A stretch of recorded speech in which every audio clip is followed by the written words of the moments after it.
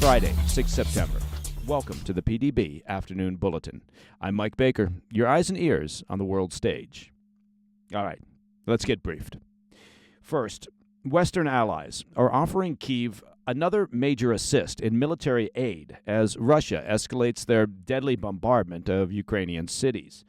Zelensky is warning, however, that without approval for long-range strikes inside Russia, Ukraine remains significantly hampered.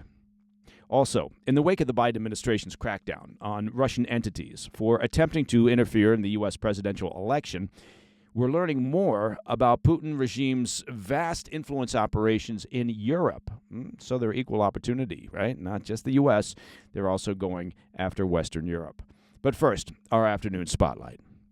I want to begin with an update on the war effort in Ukraine, as international allies convene for a critical meeting to approve additional military aid for Kyiv as Russia escalates their missile attacks on Ukrainian cities.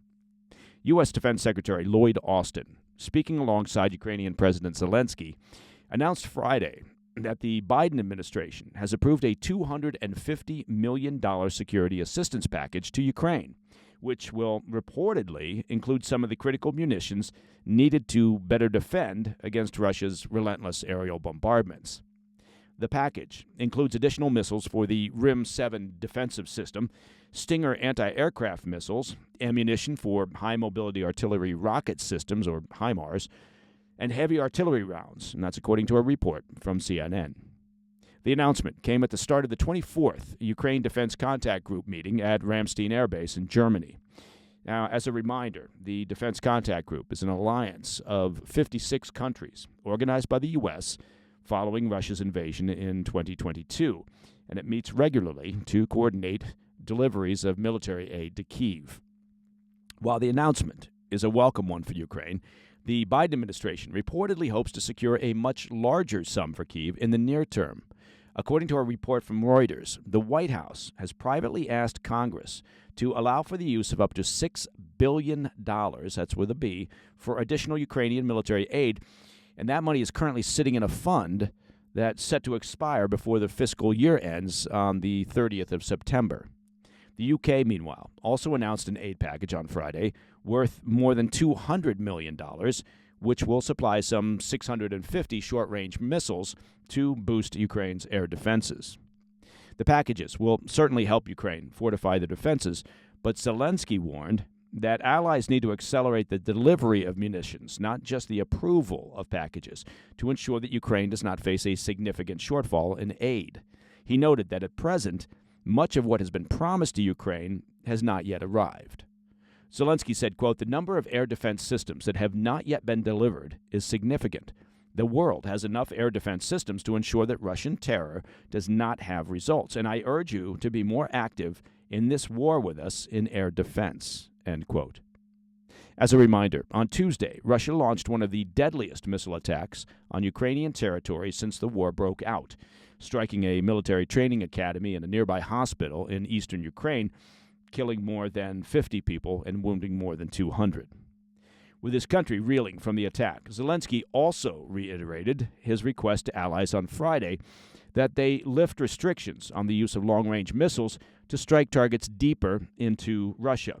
Canadian Minister of Defense Bill Blair gave his express consent on Friday to waive the restrictions, as did leaders from Lithuania. There are also rumblings that the Biden administration is warming to that idea. According to a Reuters report earlier this week, the U.S. is close to signing an agreement with Ukraine to supply long-range cruise missiles that could reach into Russian territory. While the agreement is not finalized, an announcement could come sometime this fall. All right, coming up after the break, following the Biden administration's actions against Russian entities for election interference on Wednesday, we're learning more about the Putin regime's influence operations inside of Europe. I'll be right back. Welcome back to the Afternoon Bulletin.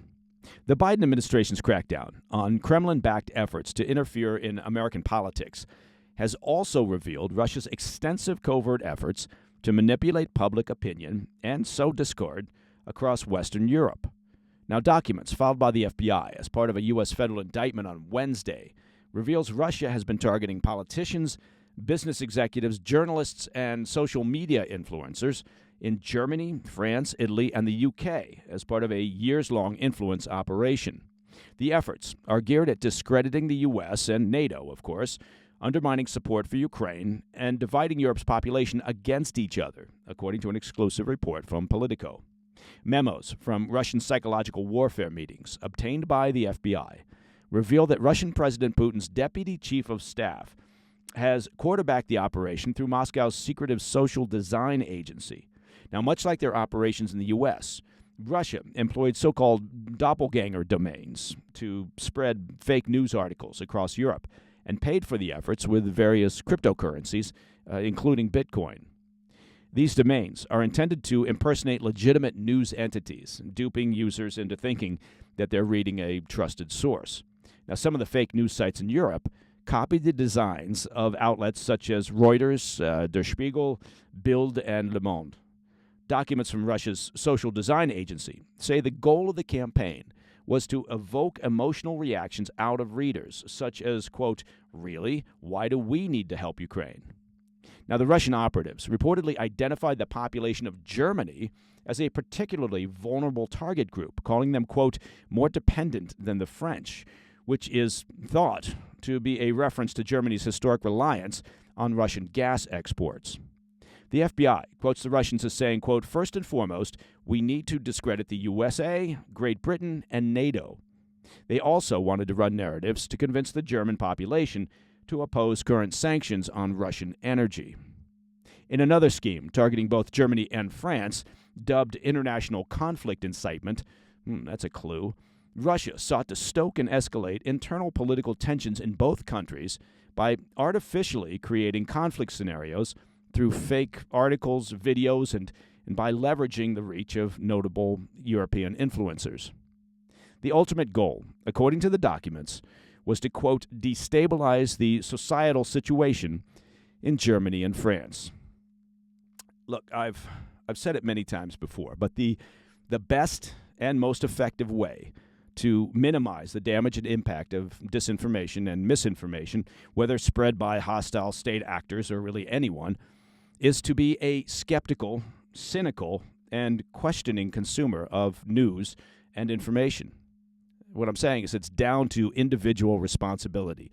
To the degree that you can, you have to verify the accuracy of what you read and see and hear. Look, there's only so much that any government can do or that you should want them to do.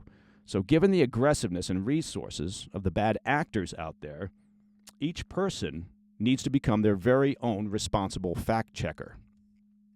Now, despite the revelations from the U.S. court filings and the FBI documents, officials at the Kremlin, and here's a surprise, have condemned the actions from the Biden administration, calling it a brazen effort to stoke false anxieties about Russia's threat to the geopolitical order. And they said it without any sense of irony or self-awareness.